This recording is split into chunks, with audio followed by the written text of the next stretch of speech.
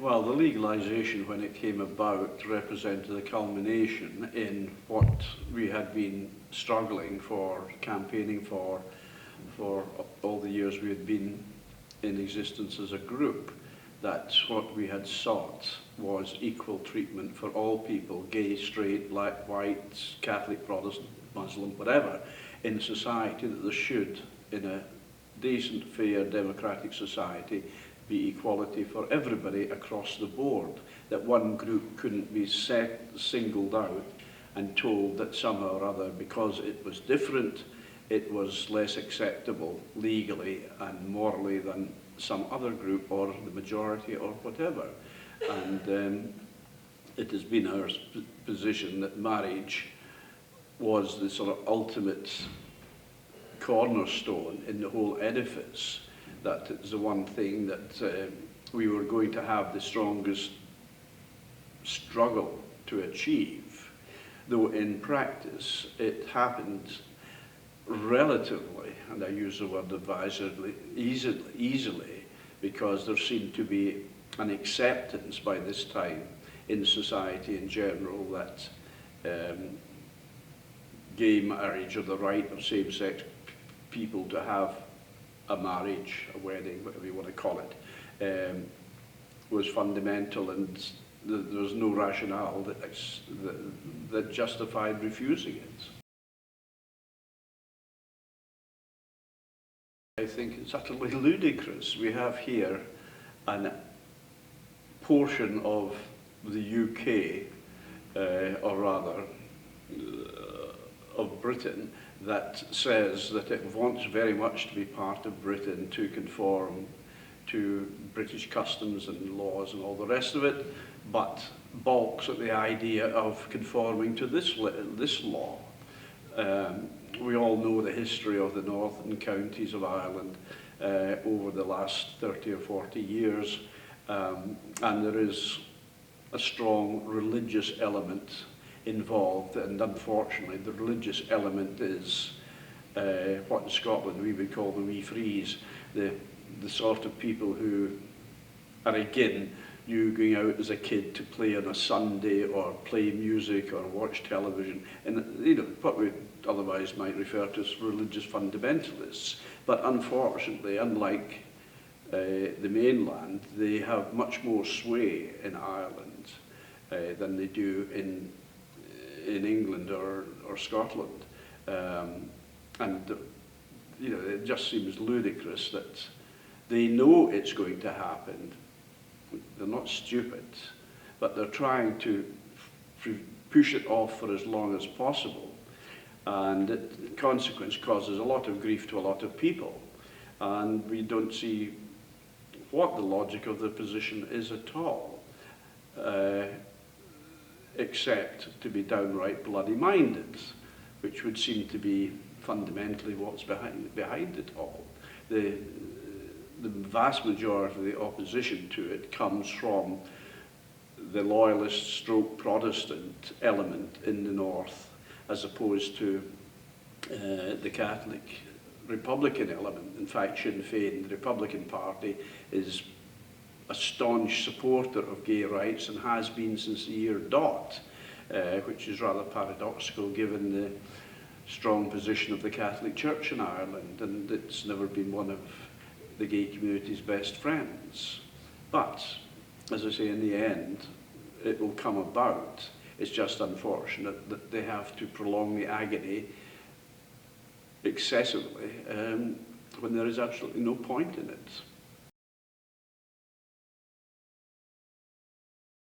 Well, as gay, they're equal love marriage, whatever you want to call it, is now legally and accepted by the vast majority of people in the UK. You know, it's inevitable that it will become part of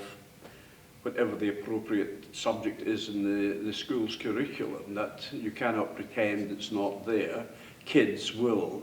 meet other kids who are the children of same-sex couples. They will be curious, they will ask questions, and they have a right to be told. And they have also the right to be told in a fair and reasonable way that explains the situation as it is, not as some religious bodies would possibly prefer it to be explained in terms of right and wrong, or morals, or whatever. It's a social fact, and it should be treated as such. And like any other social issue, it should be explained to children so that they can better understand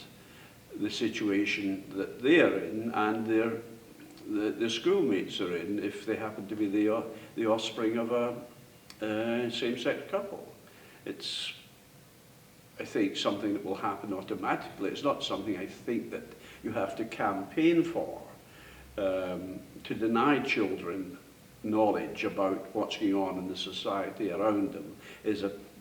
perversion of education. The purpose of education is to teach kids what life is about. And this is very much one of the facets of life that they inevitably will encounter in the process of growing up.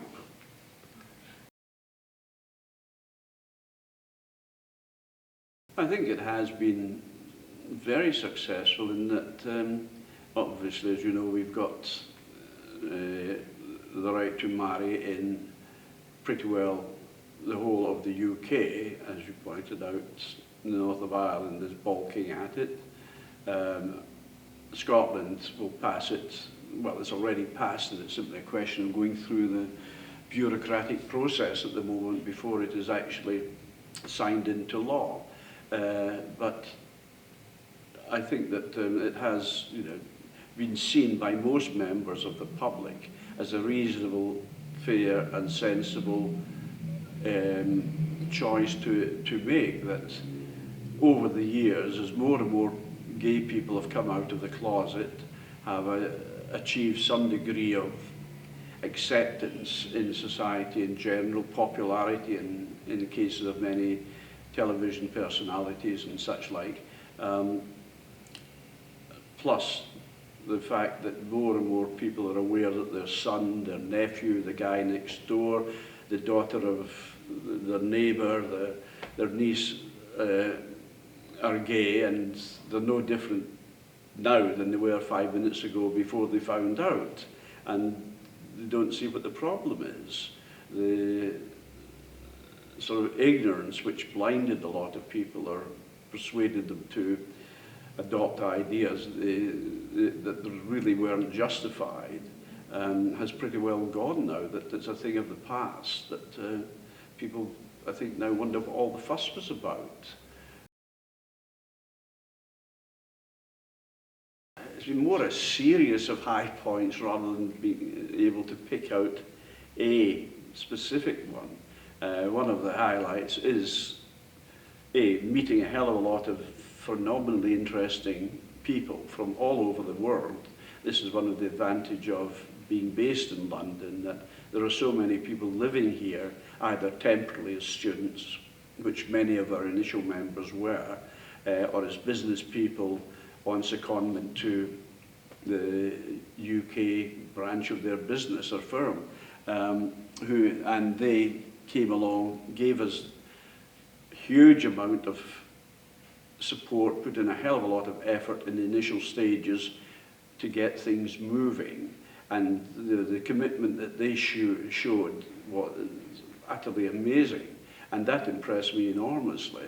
But I think, it's simply the awareness that despite all the efforts of people like Margaret Thatcher and her ghastly government to persecute and prohibit gay people from living their lives in a normal, sensible way, we still managed to overcome that, to build an amount of support and strength that we couldn't have foreseen amongst ordinary members of the public, who ultimately just used their common sense and their own judgment rather than listen to the slogans that were being pushed out by the opposition. And it was the awareness that, step by little step, we were getting where we wanted to be. and sort of earmarked, well, I suppose the ultimate, or the initial, rather, breakthrough that cleared the path to in many ways was the equalisation of the age of consent. You stop saying that gay people have to, what's the word, restrain themselves for an extra couple of years compared with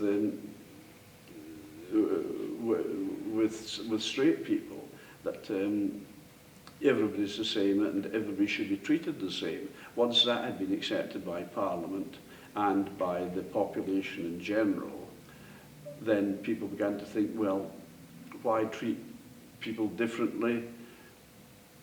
because they want to join the army or something like that, or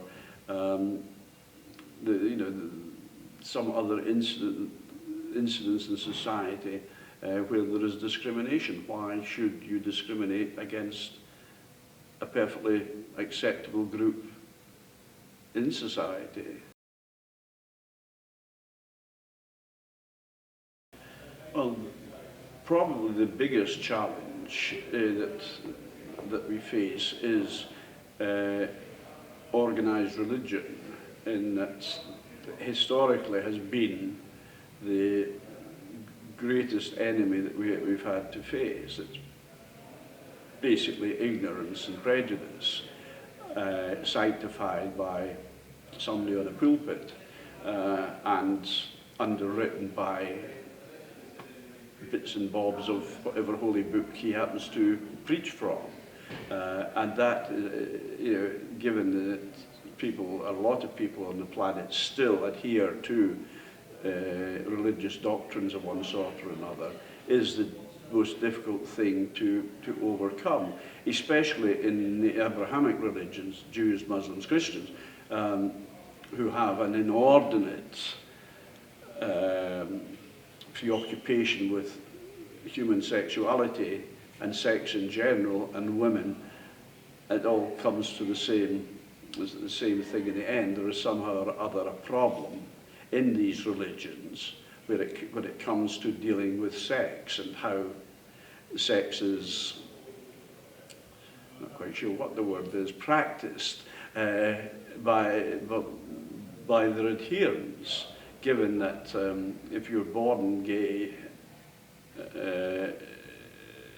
into a Catholic family or a Protestant family or a Muslim family or a Jewish family, you will be faced with, assuming your family is religious, all sorts of prejudices that you'll be constrained to hide from your immediate family, and consequently from all but your closest friends. And I would hope that, as time passes on, the younger generations will begin to think for themselves and start to look at, well, what's really motivating this attitude? Why should I treat somebody differently because he happens to love somebody who's of the same sex or gender, whatever you want to call it, as that person